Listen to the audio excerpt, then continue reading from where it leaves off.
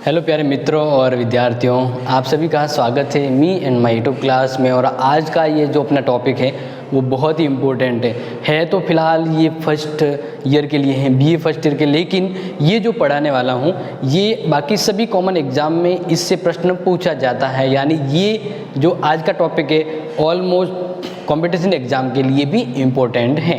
तो आप वो स्टूडेंट या वो दोस्त भी देख सकते हैं जिनको ये टॉपिक की ज़रूरत है, क्योंकि ऐसा नहीं है कि मैं जो टॉपिक बना दूँ सिर्फ बीए के लिए ही है, ये उनके लिए भी है जिनको ये टॉपिक समझना है, क्योंकि ये चैनल जो है ओनली फोकस्ड पॉलिटिकल वालों के लिए ही है।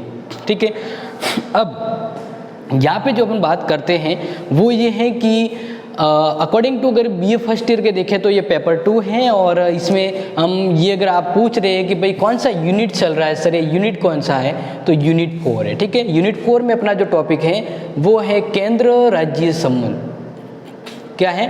केंद्र राज्य संबंध। केंद्र और राज्य के मध्य किस तरह के संबंध है, तो मोटे तौर पे इनके संबंध है वो 3 टाइप के होते हैं। संबंध 3 टाइप के होते हैं। एक तो विधायी संबंध होते हैं, केंद्र और राज्य के मध्य विधायी संबंध, कानूनी प्रक्रियाओं को लेकर, कानून व्यवस्थाओं को बनाने को लेकर क्या सिस्टम होता है। ठीक है ना, विधायी मतलब कानून बनाने को लेकर, जैसे केंद्र राज्य दोनों हैं तो कानून व्यवस्था कैसे होती है, किस तरह से शक्तियाँ बटी हुई है, कहाँ पर केंद्र कानून बना सकता है, किस जगह राज्य कानून बनाता है, और किस तरह से इनके मध्य विधायी एक संचालन होता है, तो वो विधायी संबंध। फिर है प्रशासनिक संबंध। प्रशासनिक यानी प्रशासन को चलाने को लेकर क्या नियम, कायदे, अनुच्छेद संविधान के अंतर्गत दिए गए हैं। और लास्ट में है वित्तीय संबंध। केंद्र और राज्य के मध्य किस तरह से वित्तीय बंटवारा होता है, किस तरह से केंद्र के पास धन आता है, राज्य के पास होता है, किस तरह से ये अपने कार्य को संचालित करते हैं वित्तीय तौर पर। ठीक है, तो इस इम्पोर्टेंट पार्ट, इस इम्पोर्टेंट टॉपिक के 2 पार्ट बनेंगे। पहले टॉपिक में हम सिर्फ और सिर्फ विधायी संबंध देखेंगे। क्या देखेंगे? विधायी संबंध। और विधायी संबंध के अंतर्गत वो इम्पोर्टेंट चीज़ जो शायद आपको ज़रूरत है कॉम्पिटिशन एग्ज़ाम के लिए हो या अपने कॉलेज एग्ज़ाम के लिए हो, तो इसके बाद 2 में हम ये देखेंगे। फिलहाल ध्यान रखिए, आज का हमें देखना है विधायी संबंध। विधायी संबंध का मतलब ध्यान रखना कि भारत में जो व्यवस्था है वो संघात्मक, अर्धसंघीय व्यवस्था भी कह सकते हैं, एकात्मक भी कह सकते हैं, या सहयोगी संघवाद भी कहते हैं, क्योंकि भारत में पूरी तरह से केंद्र शक्तिशाली न होकर राज्यों के पास भी पावर होता है। इसलिए भारतीयों को भारतीय संविधान के अंतर्गत भी अनुच्छेद 1 में क्या कहा गया है, भारत राज्यों का एक संघ होगा, राज्यों का संघ होगा, अनुच्छेद 1 में ही कहा गया है। इस तरह से केंद्र राज्य दोनों मिलकर शासन व्यवस्था चलाते हैं। केंद्र सरकार भी अलग होती है और राज्यों में भी राज्य सरकार अलग होती है। तो इस तरह से संविधान के द्वारा पावर दोनों प्राप्त करते हैं, दोनों ही अपने अपने राज्य सरकारें चलाते हैं। लेकिन कैसे इनकी कानून निर्माण की व्यवस्था चलती, कैसे ये संचालित होते हैं, तो भारतीय संविधान की 7वीं अनुसूची में, अनुसूची नंबर 7वीं अनुसूची में केंद्र राज्य के मध्य क्या कहा गया है, शक्तियों का विभाजन किया गया है। क्या किया गया है? शक्तियों का विभाजन। कि अगर विधायी संबंध हो, वित्तीय हो या प्रशासनिक हो, संविधान की 7वीं अनुसूची में इनको बांटा गया है कि भाई ये क्षेत्र, ये एरिया केंद्र का होगा तो ये राज्यों के पास होगा। इसी तरह से हम यहाँ पे देखते हैं कि संविधान की 7वीं अनुसूची में शक्तियों का विभाजन किया गया, और शक्तियों का विभाजन 3 अलग अलग संबंधों को बताया गया, जिसके अंतर्गत अगर बात करें विधायी संबंध, विधायी संबंध के लिए कानून बनाने को लेकर 3 सूचियां बनाई गई है, वो यहाँ पे आपको दिख रही होगी। पहले नंबर की, दूसरे नंबर की और तीसरे नंबर की, और बचा हुआ है वो अवशिष्ट विषय कहलाता है। ठीक है, तो संघ सूची को हम ऐसे समझेंगे कि संघ सूची में वे विषय हैं जिन पर कानून बनाने की शक्ति केंद्र सरकार की होती है। किसकी होती है? केंद्र सरकार की। ठीक है, समझ में आ रहा होगा। तो केंद्र सरकार जिस पर कानून बनाती है वो विषय संघ सूची के अंतर्गत हैं। और वर्तमान में संघ सूची में कितने विषय हैं? 98 एक विषय हैं, वो यहाँ से बदलाव कर दिया गया है। पहले 97 थे, अब 98 है। तो अब जैसे मैंने कुछ इंपॉर्टेंट यहाँ पे पहले लिखे हुए हैं ताकि आप जब पढ़े ना तो नोट्स भी बनाएं। क्या बनाएं? नोट्स। तो संघ सूची के अंतर्गत जितने भी विषय हैं उस पर कानून बनाने की शक्ति केंद्र सरकार के पास होती है, ठीक है ना। तो यहाँ पे लिख देता हूँ, इस पर कानून निर्माण कौन करता है? केंद्र। केंद्र मतलब संसद कौन करती है? संसद।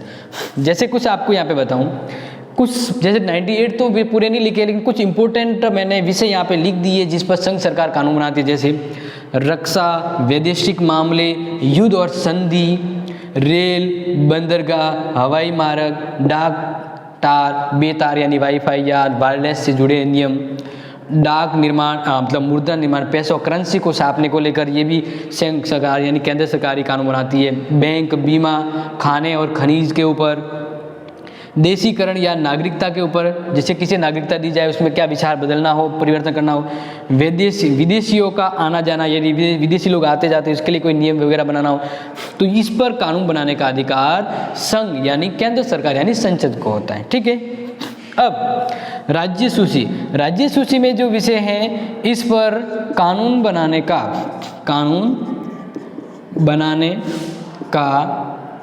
हक किसका होता है? राज्यों की विधानसभा का, या हम कहें विधानमंडल का, या ऐसे कहेंगे राज्यों की सरकार का, ठीक है। अब इसमें ध्यान रखिए, पहले 66 विषय थे। कितने विषय थे? 66 विषय थे, लेकिन 66 विषय में से 4 विषय निकाल दिए और 4 विषय इससे निकाल के इसमें जोड़ दिए। इस तरह से वर्तमान में कितने विषय हैं राज्य सूची में? 62 विषय। आप कहेंगे सर कौन से विषय हैं जो राज्य सूची से निकाले गए, कब निकाले गए? तो ध्यान रखना, 42वां संशोधन हुआ था, ठीक है ना, 1976 में।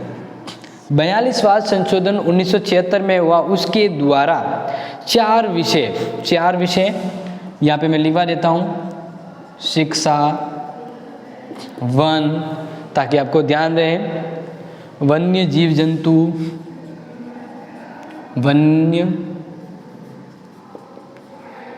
जीव जंतु से जुड़े नियम, या चौथा है नापतोल, वन्य जीव जंतु एवं संरक्षण एवं पक्षियों का संरक्षण, ये भी इसमें है, ठीक है ना, पक्षियों का संरक्षण इधर ही लिख देते, ठीक है। इसके अलावा चौथा है नाप व तोल। इन विषयों को यहाँ पे ध्यान रखेंगे, इन विषयों को 42वें संविधान संशोधन के द्वारा हटा के, कौन से विषय, इनको हटा के कहाँ जोड़ दिया गया? समवर्ती सूची में जोड़ दिया गया। तो इस तरह वर्तमान में राज्य सूची में कितने विषय हैं? 62 विषय हैं। और 62 विषय में कुछ इंपॉर्टेंट विषय, क्योंकि एग्जाम्पल में पूछा जा सकता है कि राज्य सूची जिस पर राज्य सरकार कानून बनाती है, 3 उदाहरण दीजिए। तो इस तरह से कुछ एक लिखे, जैसे पुलिस, न्याय, जेल, स्थानीय स्वशासन, सार्वजनिक स्वास्थ्य, कृषि, सिंचाई, सड़कें, ठीक है ना। तो ये सभी जो विषय हैं इस पर कानून बनाने का अधिकार जो होता है वो संघ सरकार को ना होकर राज्य सरकारों के पास होता है, राज्य विधानमंडल के पास होता है, ठीक है ना। और वर्तमान में ये 62 हैं। अब आ जाते हैं शक्तियों का विभाजन। तीसरी सूची है समवर्ती सूची। कौन सी है? समवर्ती सूची। समवर्ती सूची के अंतर्गत वे विषय हैं जिस पर केंद्र सरकार भी कानून बनाती है, राज्य सरकार भी कानून बनाती है, दोनों कानून बनाते हैं। इसलिए अगर आपको कोई इंपॉर्टेंट लग रहा है ना तो लिख दे दीजिए, क्योंकि वैसे तो सब इंपॉर्टेंट है, लेकिन आपको कितना इंपॉर्टेंट लग रहा है वो लिख दीजिए। अब यहाँ पे मैं कुछ इंपॉर्टेंट चीज़ें लिख रहा हूँ, वो ध्यान रखना है कि संघ सूची समवर्ती सूची पे कानून कौन बनाता है? केंद्र सरकार भी बनाएगी व राज्य सरकार भी बनाएगी, ठीक है। दोनों कानून बना सकती है। लेकिन मान लीजिए जैसे फौजदारी का कोई एक मामला है जिस पर अगर केंद्र सरकार ने कानून बना दिया है तो राज्य सरकार कानून नहीं बनाएगी। यानी समवर्ती सूची ऐसे तो कहे तो दोनों कानून बना सकते हैं, लेकिन अगर सही से देखें तो समवर्ती सूची है वो केंद्र के पास ज़्यादा रहती, उनको ज़्यादा अधिकार है। अब संघ, क्योंकि आपको ध्यान रखना है एग्जाम के पर्पज में आपको हर एक का 3-3 उदाहरण याद रखना है। तो समवर्ती सूची में वर्तमान में कितने विषय हैं? 52। पहले क्या था 47 था, क्या था 47। तो 4 तो ये जोड़ दिए, 4 ये जोड़ दिए प्लस एक नया विषय जोड़ा, इस तरह से टोटल मिलाकर 52 विषय। 4 विषय तो आपको पता लग गए, शिक्षा, वन, वन्य जीव, पशु पक्षियों का संरक्षण और नापतोल। और एक विषय जोड़ दिया गया था, वह था जनसंख्या नियंत्रण एवं परिवार नियोजन। जनसंख्या नियंत्रण एवं परिवार नियोजन, ठीक है, ये बाद में जोड़ा था, ये ध्यान रखिएगा। इस तरह से 98, 62, 52 क्लियर है। इस पर कानून दोनों बनाते हैं। अब बारी आती है अवशिष्ट विषय। यहाँ पे अगर ये नहीं दिख रहा है तो मैं लिख देता हूँ अवशिष्ट विषय। तो अवशिष्ट विषय का मतलब है ये ऐसे कोई विषय जिस पर जो विषय समवर्ती, राज्य सूची या संघ सूची में नहीं है, वो सभी विषय किस में काउंट होते हैं, इसमें। यानी अवशेष विषय के अंदर वे विषय आएंगे जो बाकी तीनों विषय में नहीं है, तो वे अवशिष्ट विषय यानी इस लिस्ट के अंदर आएंगे। और इस लिस्ट पर कानून बनाने का अधिकार किसको है, केंद्र सरकार को है। किसको है, केंद्र सरकार को। तो अवशिष्ट विषय है वो केंद्र सरकार के पास होती है। ये व्यवस्था भारत में कहाँ से ली गई है, कनाडा से ली गई है। कहाँ से ली गई है, कनाडा से। लेकिन जैसे हम बात करें अमेरिका वगैरह ऐसे देश है, वहाँ पे अवशिष्ट विषय है वो राज्यों के पास होते हैं। लेकिन अपने भारत की बात करें तो अवशिष्ट विषय पर कानून बनाने का यानी वो अधिकार जो है वो केंद्र सरकार के पास है। ये सिस्टम भारत में कनाडा से फॉलो किया गया है। तो ये चीज़ आपको समझ में आ गई। अब वो चीज़ आपको ध्यान रखनी है कि संघ सरकार यानी संसद, केंद्र सरकार किस किस समय पर राज्य सूची के विषय पर भी कानून बना देती है। सबसे इम्पोर्टेंट, और याद रखिएगा ये एग्जाम में पूछा जाता है। वीडियो बड़ा हो रहा है तो थोड़ा धैर्य रखिए, क्योंकि हम भी बढ़ानी चाहेंगे। हम तो यही चाहते हैं कि जितना शॉर्ट हो आपको समझ आ जाए, लेकिन ऐसा भी नहीं हो कि शॉर्टकट जिसमें आपका ही शॉर्टकट निकल जाए, वो भी तो नहीं होना चाहिए। इसलिए आराम से इसको समझ लीजिएगा। अब मैं वो बता रहा हूँ कि जिन ऐसे कुछ आर्टिकल जिसके द्वारा केंद्र सरकार राज्य सूची के विषय पर भी कानून बना देती है, तो वो कब कब केंद्र सरकार यानी संसद राज्य सूची के विषय पर भी कानून बना देती है। तो इस तरह से ध्यान रखें। अगर देखें कुल मिला के तो संघ सूची केंद्र सरकार के पास ही है, संसद के पास है। ये भी लगभग संसद के पास ही, क्योंकि अगर मतभेद होता है तो संसद ही प्रभावशाली मानी जाती है। अवशिष्ट विषय भी संसद के पास है। अब राज्य सूची के विषय पर भी समय समय पर संसद कानून बना सकती है। इस तरह से अगर देखें तो शक्तियों का विभाजन भले ही हो, लेकिन केंद्र शक्तिशाली है। अब इसका वो इम्पोर्टेंट जो बता रहा हूँ वो देख लीजिए, क्योंकि आपको ये जरूर पता होना चाहिए कि कब कब संसद राज्य सूची के अंतर्गत जो उल्लेखित विषय उस पर भी कानून बनाने का हक रखती हैं। तो इसलिए ये चीज़ आपको मिस नहीं करनी है, क्योंकि बहुत इम्पोर्टेंट हो जाता है और एग्जाम में भी पूछा जाता है, ठीक है ना। तो लिख रहे हैं राज्य सूची के विषयों पर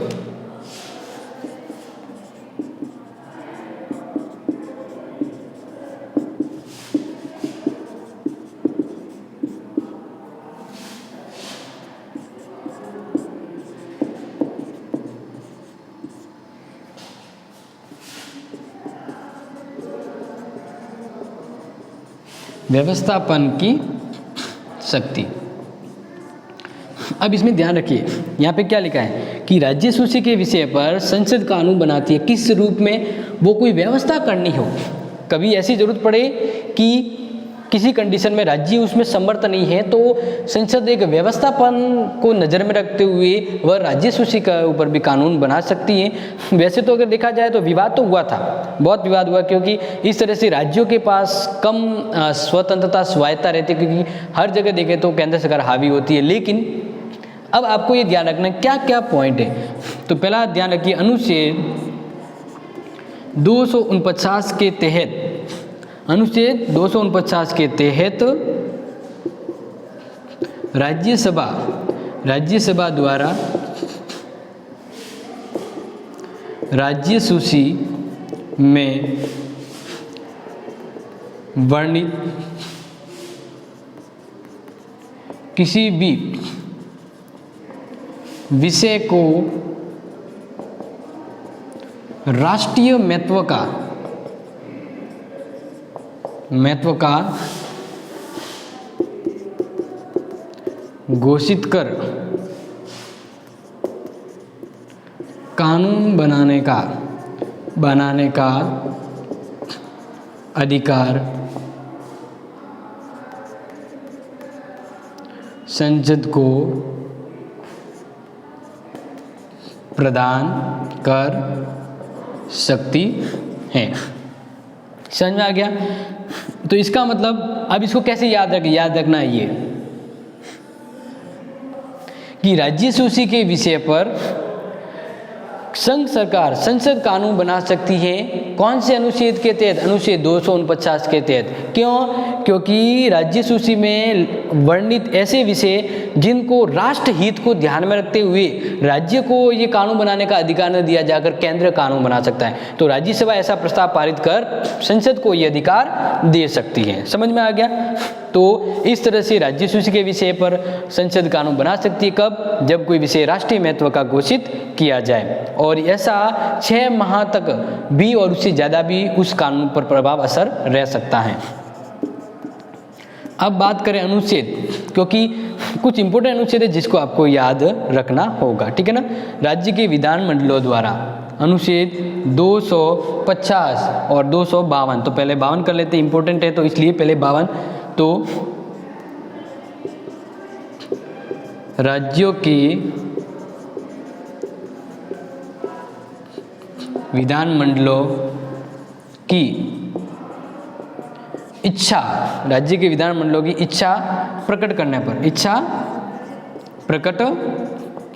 पर, अब ध्यान रखिए यहाँ पे क्या कहा गया है कि राज्य सूची में मान लीजिए जो कोई विषय है, अब 2 या 2 से अधिक राज्य अपने ही विधानसभा में ऐसा प्रस्ताव पास करे कि फलाना विषय जो हमें दिया गया है उस पर कानून संसद बनाए तो सही रहेगा। यानी खुद राज्य ही अपनी इच्छा से राज्य सूची के किसी विषय पर कानून बनाने का अधिकार संसद को दे सकती है।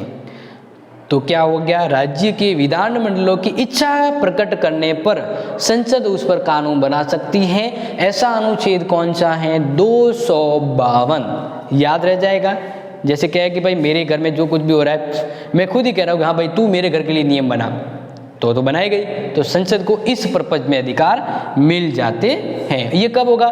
2 या 2 से अधिक राज्य विधानसभा में ऐसा प्रस्ताव पास कर संसद को भेजे तब होता है। बात आती है नेक्स्ट अनुच्छेद, क्योंकि इंपॉर्टेंट चीज़ है इसलिए बिल्कुल भी मिस मत कीजिएगा और ध्यान रखिएगा। ऐसे प्रस्ताव ऐसे पावर 6 महीने तक लागू रहते हैं। फिर बात यह संकट काल घोषणा होने पर, अनुच्छेद 250, जैसा कि मैंने कहा था आपको कंटिन्यू बताऊंगा। तो संकट काल घोषणा होने पर, संकट काल की घोषणा होने पर राज्य सूची यानी राज्य में अगर संकट काल आ जाए तो उस समय राज्यों को ये कानून बनाने का अधिकार न दिया जाकर संसद राज्य सूची के विषयों को भी अपने अधिकार में लेकर कानून बना सकती है। ये कब होगा? अनुच्छेद 249 का पावर संसद के पास कब आएगा? जब राज्यों में क्या हो? संकट काल आ जाए। क्या आ जाए? संकट काल आ जाए। तो इस तरह से संकट काल की स्थिति में राज्य सूची पर भी कानून कौन बना सकता है? संसद। ऐसा कानून 6 माह तक प्रभावी रहेगा। 6 माह तक प्रभावी रहेगा। यहाँ पे यही लिखा गया है कि मान लीजिए कि जो कानून बना दिया गया है वो कानून अब समाप्त कर दिया जाए, तो समाप्त करने के बाद भी उस कानून का असर 6 माह तक रहता है। ये मैंने लिखवाया 6 माह। फिर आता है अनुच्छेद नेक्स्ट, वो है 253। 253 अब क्या है देखिए, विदेशों से संधि एवं समझौतों के पालन को लेकर, समझ में आ रहा है मैं क्या कह रहा हूं यहाँ पे? मान लीजिए भारत ने किसी के साथ कोई एग्रीमेंट, कोई संधि या समझौता किया है और इस समझौते के तहत भारत के किसी सीमा रक्षा को लेकर कोई समस्या खड़ी हो रही है, तो उस दौरान मतलब विदेशी संबंधों का संचालन करना हो और उस समय कोई राज्य की कुछ समस्या बीच में आ रही है, तो उस समय उस राज्य के ऊपर भी कानून बनाने का अधिकार संसद के पास आ जाएगा।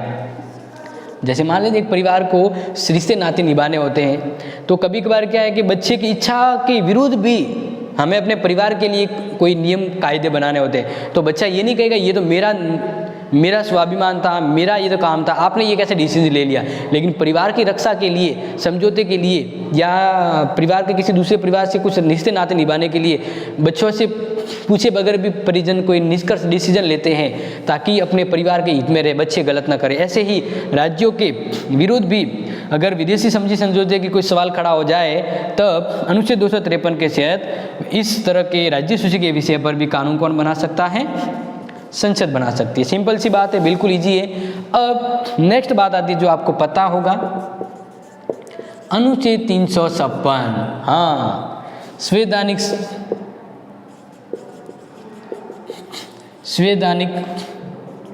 संकट उत्पन्न होने पर, संवैधानिक मतलब मान लीजिए फलाने किसी राज्य में अगर आपातकाल लग जाता है, कौन सा आपातकाल? राष्ट्रपति के द्वारा संकट काल, यानी जिसे कहते हैं ना राष्ट्रपति शासन लागू करना, अनुच्छेद 356। अनुच्छेद 356 के द्वारा जिस जगह पे राष्ट्रपति शासन लागू होता है, उस राज्य की राज्य सूची पर कानून बनाने का जो अधिकार है वह केंद्र सरकार यानी संसद के पास आ जाता है। तो ये कौन से अनुच्छेद के तहत हुआ? 356 के तहत। इस तरह से हम ये देख रहे हैं विधायी संबंध के केंद्र राज्य किस तरह से अपने राज्य को संचालित करते, किस तरह से नियम वगैरह बनाते हैं और केंद्र राज्यों के मध्य कानून को लेकर क्या संबंध है, किस तरह से विधायी संबंध है। समझ में आ रहा है? तो हमने पहले बारीकी से अलग से डिस्कस कर लिया। अब वो पॉइंट भी देख लिए जिस जगह जिस समय केंद्र सरकार राज्य सूची के ऊपर भी हावी होकर कानून बना सकती है। समझ में आ गया होगा? तो अब आज की वीडियो से संबंधित मान लीजिए आपको कोई कन्फ्यूजन है, कोई दिक्कत है, कोई प्रॉब्लम है, कोई समझ नहीं आया है, तो मुझे आप बिल्कुल कमेंट कर सकते हैं, क्योंकि आपके कमेंट ज़रूरी हैं और उसका रिप्लाई मैं प्रायोरिटी के साथ देता हूं। अगर आपको वीडियो अच्छा लग रहा है तो मेरी इस मेहनत को आप आगे भी साकार बनाइए, ठीक है ना, सक्सेसफुल बनाइए। इसके लिए आपको शेयर करना है और इसे लाइक भी करना है। मिलेंगे दोबारा मतलब अगेन ऐसा ही इम्पोर्टेंट वीडियो इसका सेकंड पार्ट लेकर। तब तक के लिए आप सभी का धन्यवाद।